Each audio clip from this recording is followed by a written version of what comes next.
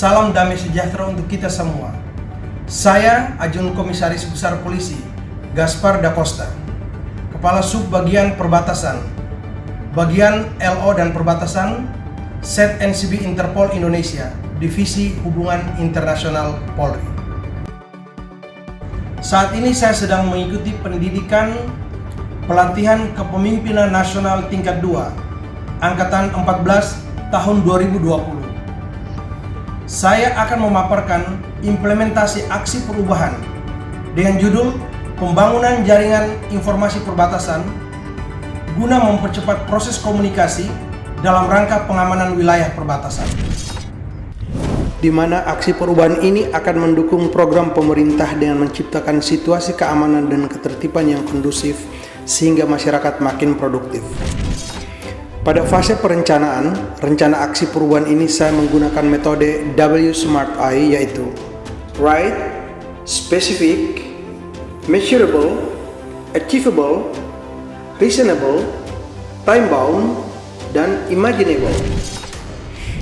Pada rangkaian implementasi aksi perubahan ini, saya menggunakan pola pendekatan 5C, yaitu Communication, Coordination, Cooperation, Continuation, dan Controlling. Tentunya kita sepakat bahwa saat ini dunia telah berada pada era revolusi industri 4.0 yang ditandai dengan inovasi-inovasi baru. Di antaranya Internet of Things atau IoT, Big Data, percetakan 3D, Artificial Intelligence, kendaraan tanpa pengemudi, rekayasa genetika, robot, dan mesin pintar. Salah satu hal terbesar dalam revolusi industri 4.0 adalah Internet of Things yang memiliki kemampuan dalam menyambungkan dan memudahkan proses komunikasi antar mesin, perangkat, sensor, dan manusia melalui jaringan internet. Data yang dihimpun oleh Internet World of Statistics per Juli 2019 mencatat bahwa dari populasi penduduk di Indonesia berjumlah 269,54 juta orang, pengguna internet sudah mencapai 171,26 juta user atau 63%. Besarnya pengguna tersebut tidak saja berdampak positif tetapi juga negatif. Misalnya, dapat dipakai untuk melakukan kejahatan termasuk kejahatan lintas batas. Namun sisi positifnya sangat mungkin kita manfaatkan untuk mencegah dan menanggulangi berbagai jenis kejahatan, khususnya kejahatan lintas batas, transnational organized crime yang makin meningkat dari tahun ke tahun. Pertanyaannya, berapa banyak di antara kita telah memanfaatkan hasil teknologi ini, khususnya internet, untuk proses komunikasi dan koordinasi guna mencegah dan menanggulangi kejahatan lintas batas negara agar situasi kondusif, masyarakat produktif, sekaligus untuk menjaga dan memelihara persatuan dan kesatuan bangsa demi kedaulatan negara? Divisi Hubungan Internasional Polri yang diberi kewenangan melaksanakan koordinasi dan pengawasan serta mendukung kegiatan pengamanan pada wilayah perbatasan masih mengalami kendala terkait dengan fasilitas dan metode komunikasi yang digunakan saat ini yang belum mampu secara maksimal menjawab tantangan tugas tersebut. Oleh karena itu, saya menggagas dan memelopori adanya aksi perubahan, yakni dengan melakukan pembangunan jaringan informasi perbatasan berbasis internet yang disesuaikan dengan kebutuhan Divisi Hubungan Internasional Polri. Harapannya, dengan aksi perubahan ini, kinerja Divisi Hubungan Internasional Polri dalam pencegahan kejahatan lintas batas dan penanggulangan transnational organized crime dapat terlaksana dengan efektif sehingga situasi keamanan dan ketertiban masyarakat kondusif. Adapun latar belakang adanya pembangunan jaringan informasi perbatasan ini adalah: 1. Wilayah negara Republik Indonesia memiliki luas yang luar biasa dengan garis pantai yang panjang dan batas laut maupun batas darat dengan 10 negara tetangga, dan kondisi ini sangat potensial menyebabkan terjadinya kejahatan lintas batas negara. Yang kedua, kejahatan transnasional pada tahun 2019 meningkat hampir 2 kali lipat dibanding tahun-tahun sebelumnya, sesuai data dari UNODC. Ketiga, kejahatan lintas batas menurut United Nations Convention on Transnational Organized Crime meliputi narcotics, terrorism, cybercrime, corruption, people smuggling, trafficking in person, money laundering, wildlife smuggling, timber, illegal fishing, nuclear waste smuggling, counterfeit goods, dan arms smuggling. 4.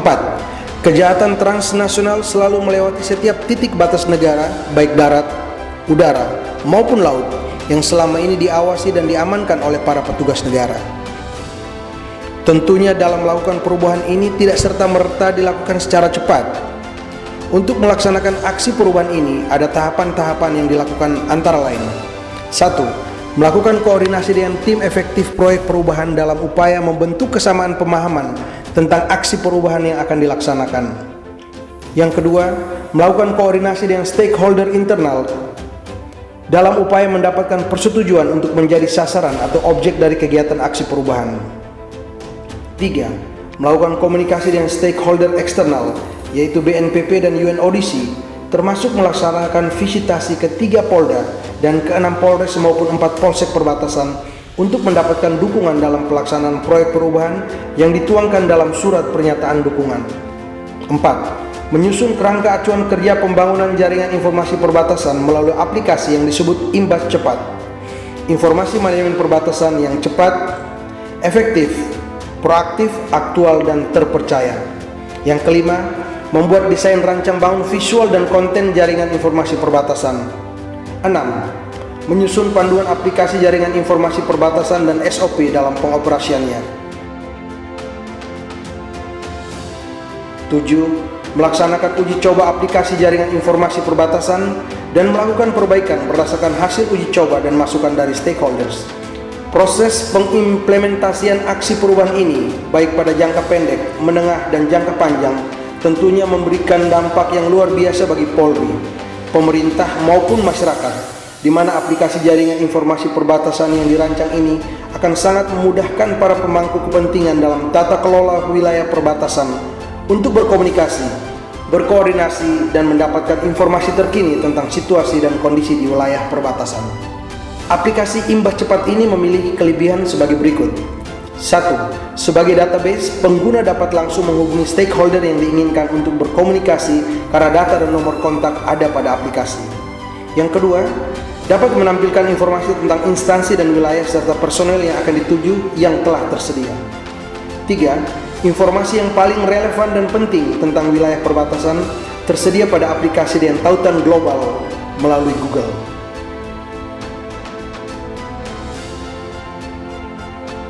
Aplikasi Imbas Cepat ini telah dilaporkan, dikonsultasikan, dan didukung oleh berbagai pihak dan para pengambil keputusan serta calon pengguna, antara lain: saya Irjen Pol Joni Asadoma, Kepala Divisi Hubungan Internasional Polri, mendukung gagasan AKBP Da Costa dengan judul Pembangunan Jaringan Informasi Perbatasan guna mempercepat proses komunikasi dan koordinasi dalam rangka pengamanan wilayah perbatasan. Ini adalah satu gagasan yang bagus untuk menciptakan konektivitas komunikasi di wilayah perbatasan. Sebagai satker yang membawahi penanganan masalah-masalah perbatasan, ini akan berguna bagi bintara-bintara perbatasan di wilayah perbatasan di dalam berkomunikasi, dalam membagi informasi, dalam mempercepat laporan-laporan kepada otoritas terkait apabila terjadi masalah-masalah yang berhubungan dengan transnational crime di wilayah perbatasan. Karena itu saya mengucapkan selamat atas gagasan ini dan semoga ini dapat bermanfaat bagi pengawanan wilayah perbatasan. Saya Amur Chandra, Brigadir Jenderal Sekretaris NCB Interpol Indonesia. Saya sangat mendukung program perubahan yang dibuat oleh AKBP Gaspar Michael Da Costa selaku peserta didik dari Diklat PIM 32 ini. Apa yang dibangun, apa yang dirintis oleh yang bersangkutan merupakan bahan baru bagi kepolisian dalam rangka mensinkronkan semua kegiatan di perbatasan. Kami harapkan ini betul-betul dapat bermanfaat bagi organisasi maupun bagi lintas sektoral yang kelak akan dirasakan manfaatnya juga oleh masyarakat. Saya Budi Setiono, SSTP MSI, PLT Asisten Deputi Pengelolaan Batas Wilayah Negara Badan Nasional Pengelola Perbatasan. Setelah berdiskusi sekaligus menerima penjelasan dari Bapak Da Costa terkait dengan gagasan proyek perubahan yang berjudul Pembangunan Jaringan Informasi Perbatasan Terpadu guna mempercepat proses komunikasi dan koordinasi dalam rangka pengamanan wilayah perbatasan, memberikan dukungan sepenuhnya atas gagasan inovasi proyek perubahan tersebut.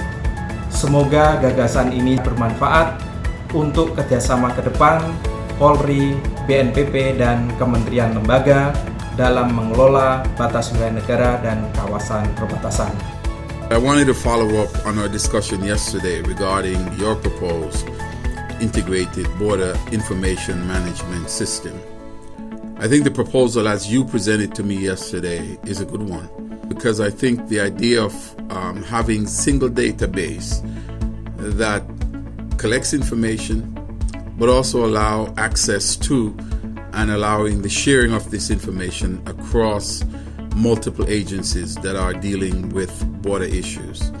And so the idea that you are proposing as part of your course that you are pursuing is a good one. And I certainly would love to continue our discussion and to discuss how UNODC might be able to support and promote this idea within government. Saya Irjen Pol Ahmad Doviri, Asisten Kapolri Bidang Logistik. Bersama ini menyatakan mendukung sepenuhnya proyek perubahan dengan judul Pembangunan Jaringan Informasi Digital Perbatasan Terpadu guna mempercepat proses komunikasi dan koordinasi dalam rangka pengamanan wilayah perbatasan yang digagas oleh AKBP Da Costa. Saya Irjen Pol Imam Sugianto selaku Asisten Kapolri Bidang Operasi mendukung sepenuhnya inovasi proyek perubahan dengan judul Pembangunan Jaringan Informasi Digital Perbatasan Terpadu guna mempercepat proses komunikasi dan koordinasi dalam rangka pengamanan wilayah perbatasan yang digagas oleh AKBP Da Costa. Proyek perubahan tentang pembangunan jaringan informasi perbatasan terpadu. Dan ini adalah proyek perubahan yang sangat bagus. Saya apresiasi berkaitan dengan proyek perubahan dari Da Costa ini. Demikianlah paparan saya. Terima kasih.